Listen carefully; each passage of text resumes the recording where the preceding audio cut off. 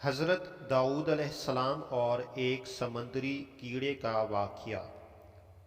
امام جعفر صادق علیہ السلام سے منقول ہے کہ جب جناب داؤد علیہ السلام نے عرفات میں وقوف کیا تو لوگوں کا بہت بڑا مجمع نظر آیا۔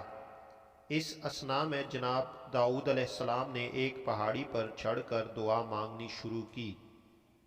جب وہ اپنی عبادت سے فارغ ہوئے تو ان کے پاس جناب جبرائیل علیہ السلام تشریف لائے اور پیغام دیا: اے داؤد علیہ السلام، خداوند عالم نے پوچھا ہے کہ آپ دعا مانگتے وقت پہاڑی پر کیوں چڑھے تھے؟ کیا یہ خیال تھا کہ کسی پکارنے والے کی آواز مجھ سے چھپ سکتی ہے؟ اس کے بعد جناب جبرائیل علیہ السلام حضرت داؤد علیہ السلام کو اپنے ساتھ لے کر جدہ پہنچے، سمندر میں اترے اور انتہائی اتاہ گہرائیوں تک ان کو لے گئے۔